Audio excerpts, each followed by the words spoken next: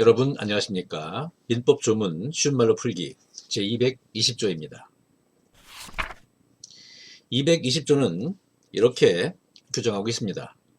이 규정은 주의토지통행권에 관한 219조와 밀접한 연관하에서 이해를 해야 됩니다.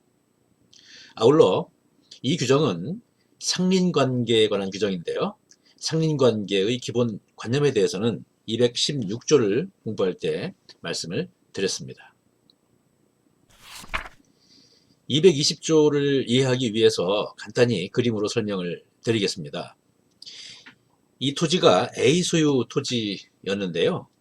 이게 분할이 되어서 이 부분은 A 소유, 그리고 이 부분은 B 소유 토지가 됐다라고 가정을 해보시지요. 이 경우에 219조에 따르면은 다른 방법이 없다면 B는 이 공로에 이르기 위해서 이 부분 A 소유 토지를 사용할 수 있는 권리가 있죠. 219조에서 인정하고 있는 권리입니다. 그런데 이러한 상황과 같이 분할로 이런 상황이 된 경우, 이런 경우에는 이 부분 토지를 사용함에 있어서 무상으로, 유상이 아닌 무상으로 사용할 수 있다, 이런 얘기입니다. 그리고 이것이 220조 1항에서 규정하고 있는 내용이고요.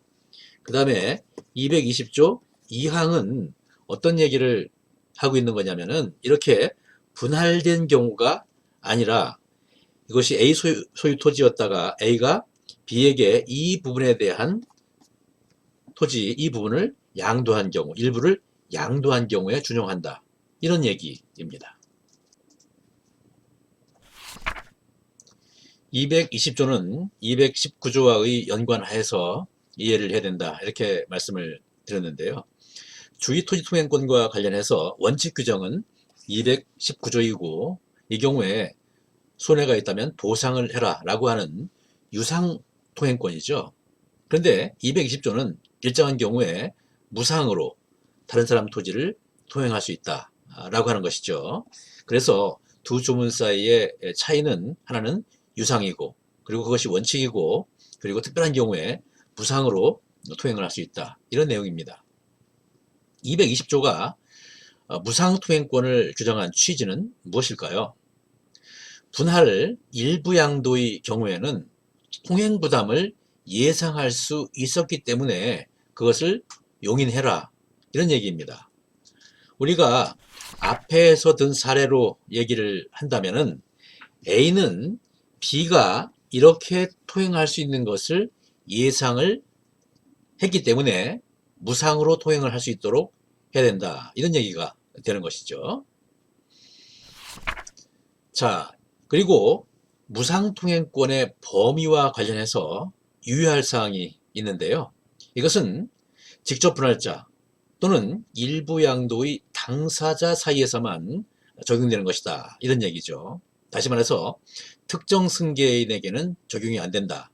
그래서 특정 승계인은 220조가 아니라 219조에 의한 유상통행권을 주장할 수 있을 뿐이다, 이런 얘기입니다.